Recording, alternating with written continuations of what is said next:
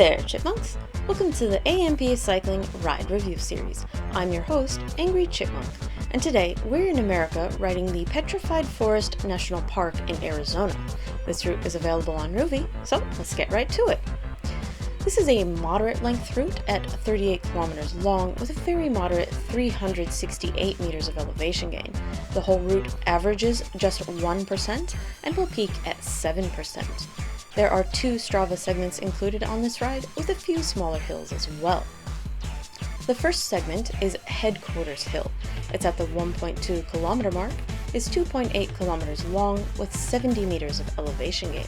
Somehow, this hill actually has an average gradient of 2.4%.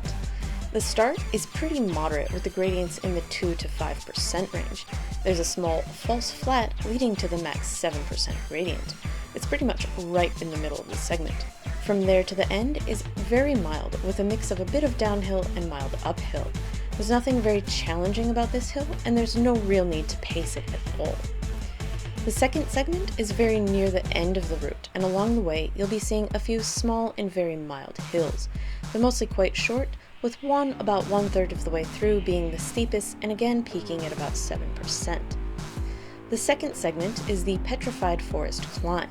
It's at about the 32.5 kilometer mark, is just over 4 kilometers long with 66 meters of elevation gain. This hill averages just 1.6%. For the vast majority of this climb, the gradients stay in that 0 to 3% range. They eventually peak at 5.5% just before the end of the segment. Again, this is a very easy climb and there's no need to pace this one either. To the end is a slight downhill with a small burp uphill and flat, so it's a really good place to just push as hard as you can. For this ride, you'll be wanting a pretty good warm-up. Nothing excessive, but maybe about 10 minutes or so. The first kilometer isn't stressfully uphill, but it is uphill, and the first segment is just after it and is the steepest part of the ride. Your cooldown on this one should be reflective of your effort, and this is a pretty great route for pushing pretty hard. With that last segment so near the end, a good push for it is also really fun. So if you've made a monumental effort, be sure to cool down accordingly. Either way, I would say 5 minutes at the least, as that last section is mostly uphill. And as always, I recommend pre-fueling all your rides. It is such a length that you'll want to fuel again anyway, but having a good starting point means that you can wait until after those first hills. Have 10 to 15 grams somewhere between the 10 to 15 kilometer point is a good choice. There's a small hill in that section, so be sure to decide whether you want to eat before it or after it. And as always, have your fast-acting carbs on hand, things like gummies, mini chocolate bar, or full sugar drink.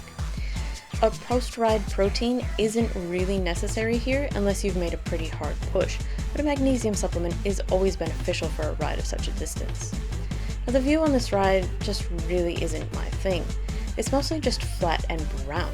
There are some really great looking rock formations that you pass by or see off in the distance, but the immediate surrounds are just uninspiring. And with a ride of such length, it gets boring. The best part of the view here is the sky. The clouds are absolutely amazing and they don't even look real.